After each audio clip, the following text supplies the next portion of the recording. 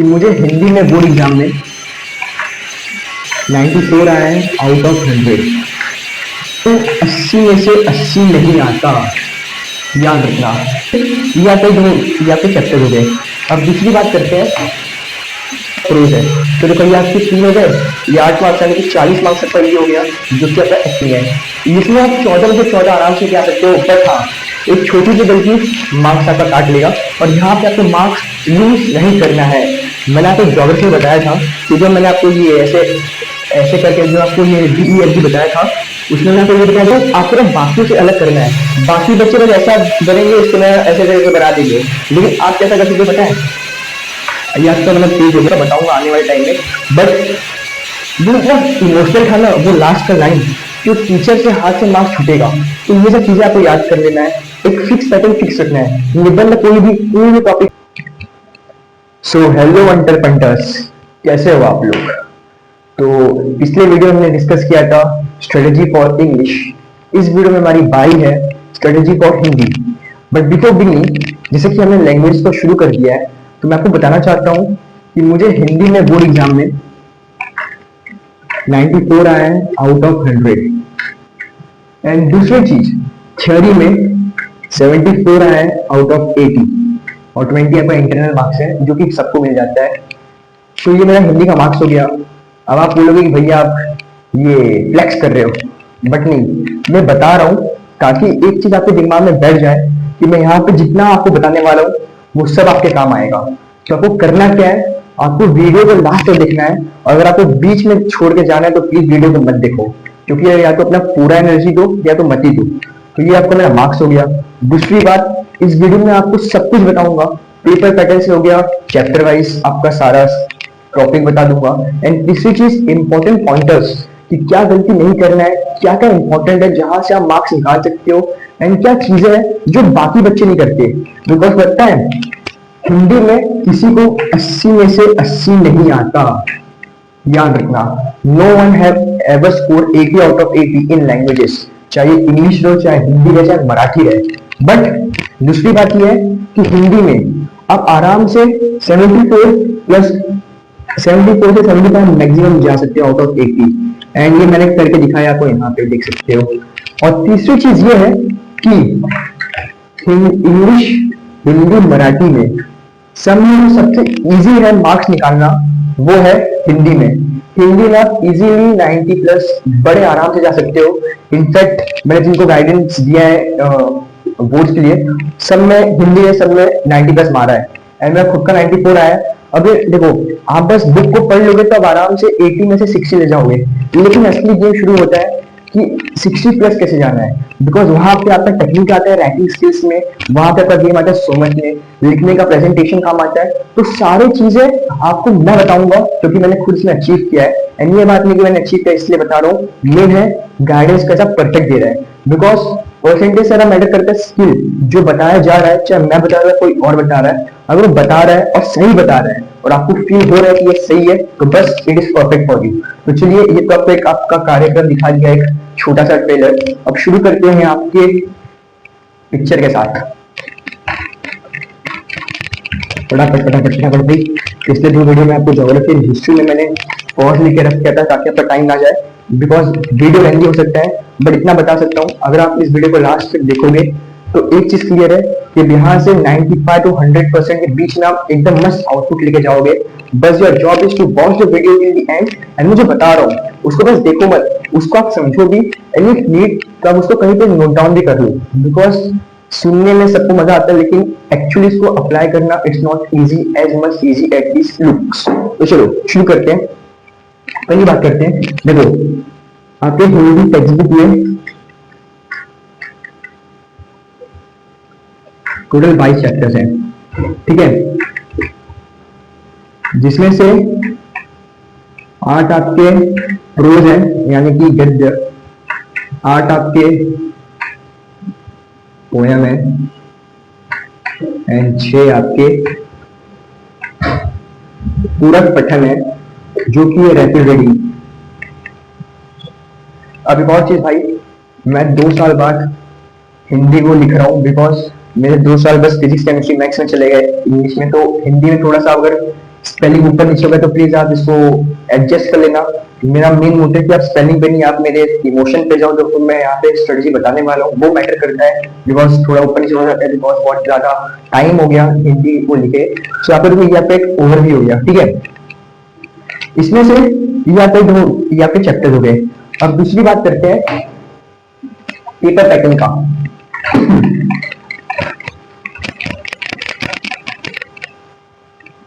तो हम paper pattern की बात करें, जो विभाग एक है, ये आपका 20 मार्क्स का है, ठीक है। जिसमें से पहला जो आएगा, मतलब जो पहला है वो आपका पठित है, पठित गद्यांश, जो कि आपका 8 मार्क्स का है। दूसरा भी आपका पठित है गद्यांश, जो कि आपका 8 मार्क्स का है। पठित गद्यांश यानी कि आपका टेक्सचुअल पैराग्राफ, यानी कि टेक्सचुअल आपका पैसेज रहेगा, पैसेज आप तैयार कर दो। जो आपका तीसरा है ये आपका अपठित है, जो कि आपका 4 मार्क्स का है। ये आपका नॉन टेक्सचुअल, ठीक है। ये आपका विभाग एक हो गया, यहाँ पर 20 मार्क्स यहाँ पे ऐसे हो गया। फिर जो आपका दूसरा आता है वो है आपका विभाग 2, जो कि आपका है 12 मार्क्स का। और ये आपका अगर एक तरह से प्रोज मान लो आप, तो ये आप इसको मान लो पोयम, ठीक है। इसमें से पहला आएगा आपका, ये दोनों आपका जो पोयम आएंगे दोनों आपका पठित रहेंगे, यानी कि टेक्सचुअल पोयम रहेंगे। तो पहला पोयम जो आएगा आपका पद्यांश, ये आपका रहेगा 6 मार्क्स का। दूसरा आएगा, ये भी रहेगा आपका 6 मार्क्स का। टोटल हो गया आपका 12 मार्क्स, ठीक है। ये आपका ऐसा हो गया। अब इसमें दोनों में आपका 2 मार्क्स का सुमत आएगा, एक आत्म कृति आएगा। इसमें से बीच में आपका एक वो पूछ लेगा, क्या नाम है भाई की लिंग पहचानो, समानार्थी बताओ, विरुद्धार्थी बताओ। इसमें आपका वो टेबल आ जाएगा। तो आपका ये तो आपका हो गया 20, 12, 32। अब फिर जो नेक्स्ट है आपका, मार्कर चेंज किया जाए भाई। जो नेक्स्ट आपका विभाग 3, ये आपका 8 मार्क्स का है, जो कि आपका है पूरक पठन। पूरक पठन यानी कि रैपिड रीडिंग, जिसमें आपका बहुत ज्यादा टाइम बचता है। अभी पूरक पठन देखोगे तो एक 4 मार्क्स का आपका आएगा प्रोज, यानी कि आपका गद्यांश। और दूसरा 4 मार्क्स का आएगा आपका पोयम, जो कि आपका पद्यांश। और मैंने आपको बताया कि आपको आपके पास क्या नाम है, टोटल 6 पूरक पठन है, जिसमें से 6 में से 3 आपका पोयम है और 3 आपका प्रोज है। तो देखो ये आपके 3 हो गए, ये 8 मार्क्स यानी कि 40 मार्क्स का ये हो गया, जो कि आपका एक्टिविटी में हो गया। फिर अपना इसको करते हैं चेंज। भाई साहब ये क्या हो रहा है, इतना काला क्यों आ रहा है? तो देखो भैया, इसको मिटाते हैं, वीडियो शायद लंबा हो जाए, बट इतना कहता हूँ कि एकदम परफेक्ट बताऊंगा, अच्छे से बताऊंगा। आप स्क्रीनशॉट लेते रहना भाई। फिर आपको ये मैं 3 विभाग बता दिया, ठीक है। इतना हिल क्यों रहा है, शांत हो जा भाई, इतना आवाज नहीं करते। फिर आपका जो चौथा है विभाग 4, ये आपका है ग्रामर, ठीक है, जो कि बहुत स्कूलिंग है। इसमें आप 14 में से 14 आराम से क्या सकते हो, बट हाँ एक छोटी सी गलती मार्क्स आपका काट लेगा। और यहाँ पे आपको मार्क्स लूज नहीं करना है। मैंने आपको ज्योग्राफी में बताया था कि जो मैंने आपको ये ऐसे ऐसे करके जो आपको ये DEFG बताया था, उसमें मैंने आपको ये बताया था कि भाई यहाँ पे आपके मार्क्स करते हैं, इसकी वजह से बहुत सारे स्टूडेंट्स का आउट ऑफ नहीं आ पाता। तो यहाँ पे आपका चीजें जहां तक मार्क्स कटने का चांसेस है, ठीक है। तो इसमें आपका जो मेन पार्ट है, जैसे कि आपको बताएगा कुछ कुछ, जैसे कि काल आता है, काल परिवर्तन। काल परिवर्तन यानी आपका सामान्य काल, वर्तमान काल, फ्यूचर टेंस यानी कि future tense, present tense, past tense. ये आपका टेंसेस हो गया एक तरह से, फिर कारक आता है, कारक। अब कारक क्या होता है? कारक में आता है जैसे आपका कर्ता कारक, कर्ता कारक, कर्म कारक, संबंध कारक। तो ऐसे बहुत सारे कारक के पार्ट हो गए। फिर आपका आता है वाक्य प्रचार, यानी कि वाक्य प्रकार, रचना के आधार पर, अर्थ के आधार पर, ये आपका इसमें हो गया। फिर आपका एक और चीज आता है जो कि आपका इसमें ग्रामर पार्ट में आता है, वो आपका मुहावरे हैं। मुहावरे इसमें आ जाते हैं। मुहावरे क्या कर रहा हूँ भाई, मात्रा उल्टा नहीं है, हाँ मुहावरे हो गए। तो मुहावरे भी पूछे जाते हैं। तो ये सब आपको मैं एक ओवर भी दिया हूँ, तो ये सब आपको ग्रामर से पूछे जाएंगे। तो आपको इसके लिए आपको पूरा ग्रिप होना चाहिए, ग्रामर के सारे टॉपिक्स का आपको ग्रिप होना चाहिए। And don't worry, catalyst revise year सब आपको कवर कराया जाएगा आपके बोर्ड एग्जाम से पहले। देखो विभाग 4 आपका ये हो गया। अब हम विभाग 5 पे आते हैं भैया। विभाग 5 पे आया जाए तो ये आपका आता है 26 मार्क्स का, जो कि आपका उपयोजित लेखन, जिसे हम कहते हैं अंग्रेजी में राइटिंग स्किल्स। पता है मैं 10th में जब मैं अपना इंग्लिश का पेपर लिखा था ना, तो मैं राइटिंग में ना WRI लिखा था, और मेरे टीचर मेरा क्वेश्चन भी सर्वे करती थी कि भाई विनायक यहाँ पे क्या गलती कर रहे हो। तो देखो बेसिक्स में पहला क्या आता है, जो पहला है आपका वो आता है पत्र लेखन। अब पत्र लेखन में आपके जो कि है 5 मार्क्स का। अब इसमें आपके टाइप्स है, कैसे टाइप्स है भैया? तो बेटा ऐसा टाइप है कि एक होता है आपका औपचारिक यानी कि फॉर्मल, एक है आपका फॉर्मल और एक है आपका इनफॉर्मल। बट मैं आपको सजेस्ट करूंगा कि अपने बोर्ड एग्जाम में फॉर्मल ही करके आना, और फॉर्मल ही करना चाहिए। अब इसको ना रख किया जाए।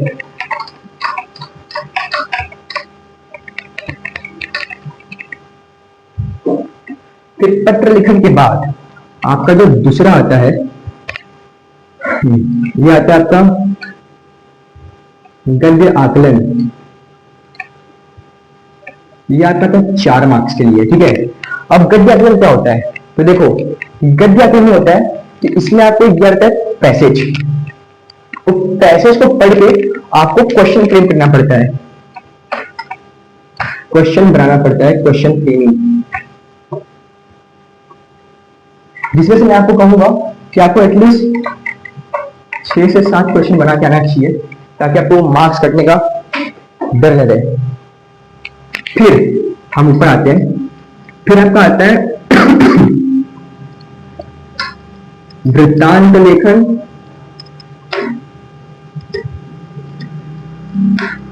और कहानी लेखन, जो कि है 5 मार्क्स का, यानी मतलब 5 मार्क्स के। मैं इसमें आपको सजेस्ट करूंगा कि भैया कहानी लेखन लेके आना। कहानी लेखन की, अब कहानी लेखन इसलिए क्योंकि उसमें आपको स्टार्टिंग में चाहिए टाइटल, वहां पर तो मिल जाएगा 1 मार्क्स। फिर एंडिंग आपको देना चाहिए सीख, वहां पे मिल जाएगा आपको 1 मार्क्स, तो 2 मार्क्स तो ऐसे हो गए। फिर बीच में भाई आप इतना अच्छे हो पढ़ने में कि आप आराम से पैसेज फ्रेम कर लोगे, 1 पेज का 1.5 पेज का, तो वहां पे आप 2 मार्क्स आराम से निकाल ले जाओगे, तो हो जाएंगे आपके 4 मार्क्स, ठीक है। समझ में आया? तो कहानी लेखन मैं सजेस्ट करूंगा, और बेसिकली वृत्तांत लेखन इतना कोई लिखता भी नहीं है, तो कहानी लेखन में कुछ पकड़ बनाओ। तो ये मत करो, मैं सब प्रैक्टिस करूंगा, एक ही चीज को बहुत बार प्रैक्टिस करो, तो आपको इसमें हो जाएगा, ग्रिप बन जाएगा।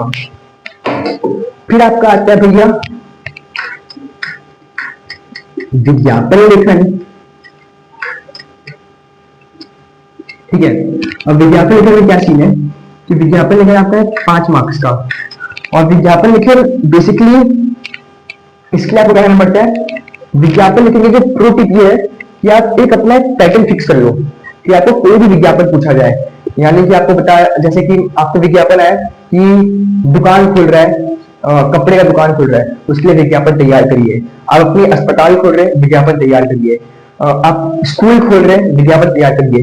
तो विज्ञापन तैयार करने में जो आपका जो पैटर्न है ना, जो आपका डिजाइन है, वो आप फिक्स रखो, बिकॉज आपको ना बाकियों से अलग करना है। बाकी बच्चे बस ऐसा करेंगे, इसके में ऐसे ऐसे बना देंगे, लेकिन आप कैसा कर सकते हो पता है? ये आपका मतलब पेज हो गया। आप ऐसे करो, मतलब एक बॉर्डर बनाओ, उसके लिए रिकॉर्ड बॉर्डर बना दो, ऐसे ऐसे ऐसे ऐसे ऐसे ऐसे ऐसे ऐसे ऐसे लाइन मारो। ये मैं आपको कैसे ओवरव्यू दे रहा हूँ, जब मैं आपको विज्ञापन लिखे बताऊंगा, सिखाऊंगा, मतलब तो भाई एकदम नेक्स्ट लेवल पे सिखाऊंगा, जिससे कि आप आराम से 5 में से 4 मार्क्स, भाई 5 में से आप 4 मार्क्स निकाल ले जाओगे मिनिमम, मैक्सिमम 4.5 और मार्क्स मिलता है। ये स्कूल में मार्क्स नहीं देते, बिकॉज स्कूल में आपका स्ट्रिक्ट चेकिंग होता है, ताकि अगर आपका ज्यादा मार्क्स है तो आपको घमंड ना है कि अरे यार मैं तो 30 मार्क्स खा लूं, बोर्ड में निकाल के लेके आ जाऊंगा, बोर्ड में हो गया टाइट टाइट फिस, तो ये नहीं होता। तो विज्ञापन लेखन हो गया। और फिर आपका जो एकदम एंड में आता है, इसमें रुमाल क्यों लेना भाई, जो एंड में आता है वो है आपका निबंध, जो कि आपका 7 मार्क्स का। अब निबंध में मैं आपको सजेस्ट करूंगा कि निबंध में भैया आत्मकथा ही लिखना, चाहे जान की न चली जाए, मैं लिखूंगा तो आत्मकथा ही। एंड इसी के ऊपर आपको प्रैक्टिस करना है अपने पूरे साल भर में, स्कूल एग्जाम में, प्रीलिम्स में, क्लासेस के एग्जाम में, सेमेस्टर प्रीलिम्स, हर जगह आपको निबंध में आत्मकथा ही लिखना है, चाहे कुछ भी हो जाए, चाहे कितना भी कठिन आत्मकथा आ जाए, आपको लिखना है। बिकॉज आपके कैटलिस्ट भी है, इसके लिए इतना अच्छा तरीका ढूंढ के लाया है, इसके लिए इतना अच्छा टिप्स बताएंगे कि भाई आराम से 7 में से 5.5 मार्क्स निकाल ले जाओगे अगर आप इसको फॉलो करते हो तो। और ऐसा बताऊंगा कि आपका 2 पेज तो आराम से जाएगा, मिनिमम 2 पेज आराम से जाएगा, उसके ऊपर तो भाई आप खींच खाच निकाल ले जाओगे, उसमें आपको ले जाओगे तो आपको 5 मार्क्स आ जाएगा। बिकॉज मैं निबंध में आपको बताऊंगा स्टार्टिंग, एंडिंग और बीच में थोड़े से शायरी, अच्छी वाली पढ़ाई वाली, ये नहीं कि भाई शायरी सुनते दिल में उजड़ गया ख्याल कि भाई ऐसे तो ये हो गया। तो चलो ये तो आपको मैं आपको पूरा ओवरव्यू बता दिया। ये आपका ग्रामर और राइटिंग स्किल मिला के 40 मार्क्स यहां से आ गए। ये आपका 14 मार्क्स का है, ये आपका 26 मार्क्स का है, ये आपका हो गया टोटल 40। और 40 आपका जो मैंने बताया था आपको पहले, वो आपका पद्य गद्य पूरक पठन, वो आपको वैसे मिला के 40, तो टोटल हो गया आपका 80 मार्क्स। अब यहाँ पे मैं आपको बताता हूँ आपका लास्ट का प्रो टिप कि भैया कैसे क्या आपको करना है पूरे पेपर में कि मार्क्स कहाँ से आएगा। कि भैया ऐसा क्या करते हैं जिससे कि आपका मस्त 70 प्लस आए 80 में से, एंड आप 90 क्रॉस कर जाओ हिंदी में आराम से बिना किसी स्ट्रेस और टेंशन के। तो चलो भैया शुरू किया जाए आपकी ये ज्ञान की कहानी। तो देखो पहला जो आपका आता है सॉरी यार एक्चुअली मेरा गला बैठा हुआ है। तो पहला पॉइंट नंबर 1 आता है कि लर्न ऑल पोएट नेम। ठीक है, ये क्यों भैया, देखो बात ऐसी है, जब आपका 12 मार्क्स का जब आपका पोएम आएगा, तो आप जब इस पोएम में आप जब स्टार्ट करोगे, वो उसमें देखो 2 मार्क्स का क्वेश्चन आएगा कि ऊपर दिए गए पद्यांश में से 4 सरल अर्थ बताएं, 4 लाइन के सरल अर्थ बताएं, ऐसा टाइप का आएगा। तो उसमें आपको क्या करना है, उसमें आप जब स्टार्ट करोगे तो पहले आपको स्टार्ट करना है पोएट के नाम से एंड पोएम के नाम से। ठीक है, जैसे ऐसे कि मान लो आपको आगे गिरधर नागर वाला पोएम, तो आप स्टार्ट करोगे गिरधर नागर, ये गिरधर नागर पोएम यानी कि कविता को डैश डैश जी ने रचा है। यानी एग्जांपल मान लो कि मीराबाई, संत मीराबाई जी ने रचा है, लिखा नहीं रचा है। वो पोएम में आप बताओ कि इस पोएम में मेन चीज क्या है, ये पोएम किस टॉपिक पर है, ये आपका हो गया। तो पहला अगर आपको सारे पोएम के पोएट के नेम और पोएम के नेम भी याद कर लेना है, बिकॉज पूरक पठन में भी उसका यूज पड़ेगा।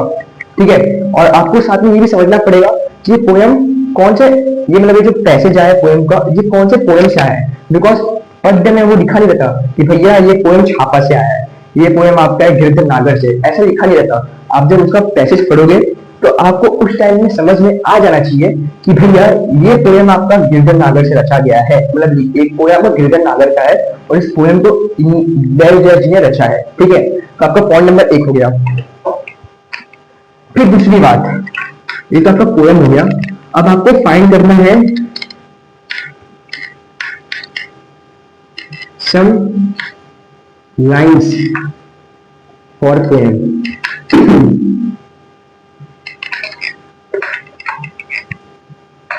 For poem. अब ये लाइंस क्या हो गया, लाइंस को आप देख सकते हो शायरी या कुछ कविता या कुछ कोट्स। ठीक है, अब एग्जांपल लेता हूं। मान लो आपको पोएम में आ गया आपका पैसेज गिरधर नागर का। मैं एग्जांपल लेता हूं, तो आप मैसेज स्टार्ट करूंगा अपना पोएम कि ये कविता गिरधर नागर संत मीराबाई ने रचा है। इस कविता में उन्होंने कृष्ण जी के बारे में बताया गया है। ऐसे एग्जांपल दे रहा हूं मैं, ओवरव्यू दे रहा हूं।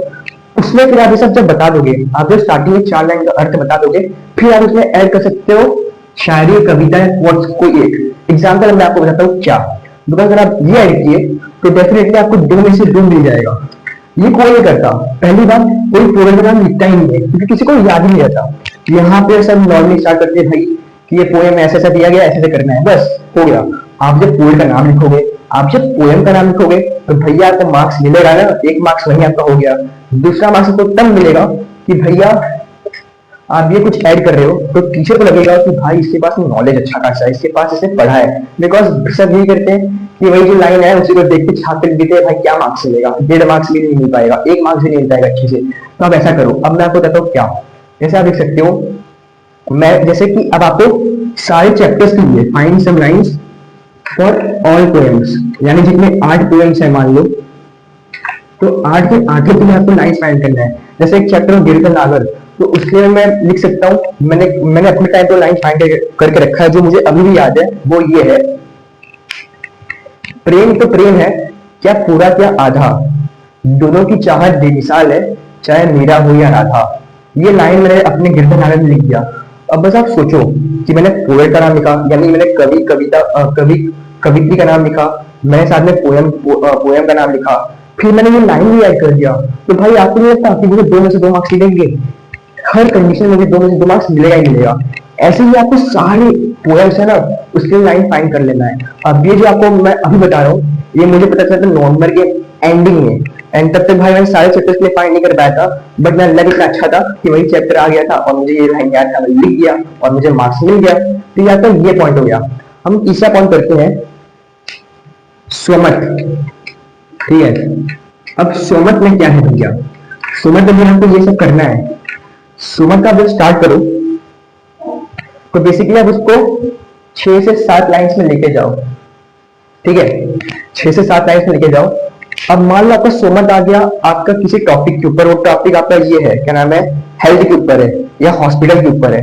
तो उस टाइम पे अब उस चैप्टर के रिलेटेड कुछ लाइंस फाइंड कर दो, यानी कि आपने हेल्थ के ऊपर कोई कोट फाइंड कर दो, यानी कि सादा जीवन उच्च विचार ऐसा आ गया, तो उसमें लिखोगे कि अगर आप सादा जीवन जियोगे तो आपका उच्च विचार होना चाहिए। ऐसे आप लाइंस फाइंड कर दो, जो कि आपको मैं आगे आने वाले वीडियो में बताऊंगा क्या कैसे होना चाहिए।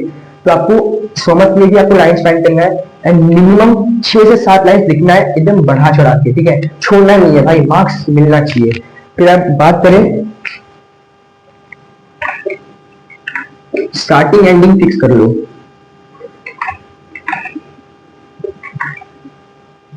फिक्स कर लो। अब ये क्या होता है भैया, बेसिकली बात ऐसा है, या जब निबंध लिखोगे, अब आपको कोई भी निबंध आ गया, मान लो आत्मकथा, पुस्तक का आत्मकथा आ गया, पाठशाला का आत्मकथा आ गया, फिर घड़ी का आत्मकथा आ गया, फिर आपको आ गया मान लो आत्मकथा,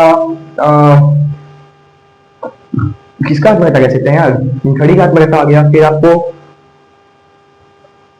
नाव का आत्मकथा आ गया, ऐसा आ गया। तो आपको क्या करना है, आपको अपना स्टार्टिंग फिक्स कर लेना है, मिडिल पार्ट फिक्स कर लेना है, एंड फिर आपको स्टार्ट करना है। और एक चीज याद रखना, आपको अपना आत्मकथा यानी निबंध को इतना इमोशनल बनाना है ना, ये सामने वाला जब पढ़े तो उसके आगे हल्का सा तो आंसू आ जाए।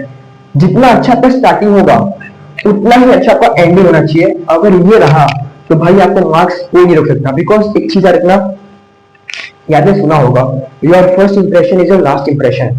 अगर आपका स्टार्टिंग अच्छा रहा तो टीचर बीच में भी पढ़ेगी, और आपका एंडिंग अच्छा रहा तो आपको मार्क्स छूटेगा। टीचर के हाथ से मार्क्स निकलना चाहिए, आपका एम ये होना चाहिए। जैसे कि मुझे अभी भी एंडिंग याद है निबंध का, जो कि मैं अभी आपको रिवील नहीं करना चाहता, बट आपको मैं क्लियर दे देता हूँ कि आपका जब पूरा निबंध खत्म हो गया, अब आपको अपना निबंध इमोशनल बनाना है, जैसे मैंने कहा, तो आप इसमें ऐसा कर सकते हो,